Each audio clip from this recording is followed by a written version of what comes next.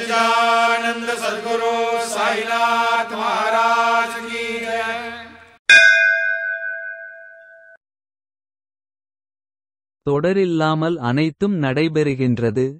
சத்குருவின் பார்வை நம் மீதுள்ளது. மனதின் சொல் மக்களின் சொல்.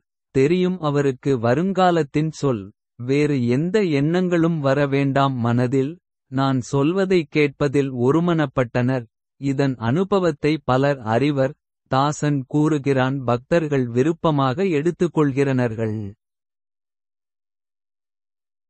இந்த பூமியில் கவனமாக காலடி எடுத்து வேண்டும். நன்றாக இருப்பது போல் தோன்கிறது ஆனால் அது அப்படி இல்லை. பாதையில் முட்கள் சிதறிக் கிடக்கின்றன. தெரியவில்லை எப்போது பறந்தது உயிரெனும் பறவை. பேராசை கொண்ட வாய்கள் சாப்பிட ஓடுகின்றன. கழிந்த வரப்போகும் பற்றியோ எந்த எண்ணமுமில்லை. தாசன் கூறுகிறான் முதலில் கண்டுபிடி அந்த திறமையான பயணியை.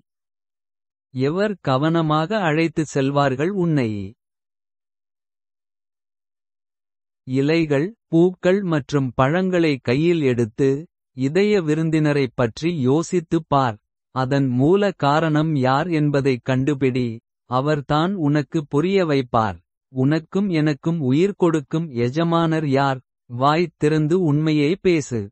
பண்பூதங்களில் வாசம் இருக்கும் வரை. அதை விரைவாக அடைதிட பார். உலக நோயாளியே நாம உணவை உட்கொள். அதன் மூலம் உனக்கு நிம்மதி கிடைக்கும். அன்பின் சார் ஒரு கூடுதல் பரிகாரம். உங்கள் மனம் மாறத் தொடங்கும். பக்தி நீர் ஆன்மாவின் முக்தி. அதை குடிப்பதால் துன்பம் அழிக்கப்படுகிறது. குரு பாபா சாய் வைத்திய நாராயணன். ஏழை தாசன் அவனிடத்தில் அடைக்கலம் உள்ளான்.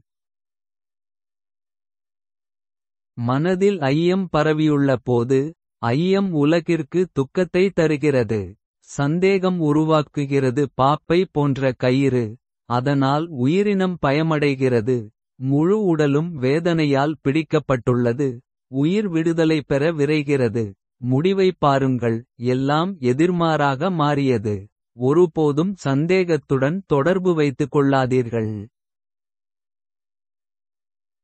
சந்தேகங்கள் எவ்வாறு தீரும். குருவின் அருளின்றி இது சாத்தியமற்றது.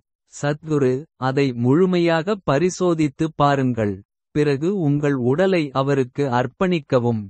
கடந்த கால கர்மாக்களின் சுழற்சிகள் பல உள்ளன. அவற்றை ஒன்றன் பின் ஒன்றாக அனுபவிக்க வேண்டும்.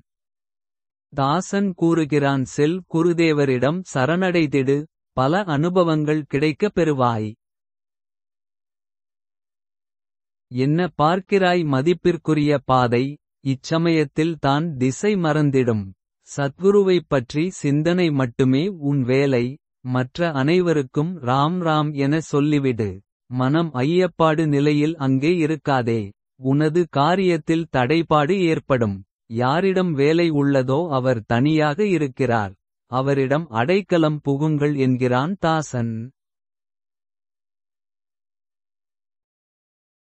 श्री सच्चिदानंद सद्गुरु साईनाथ महाराज की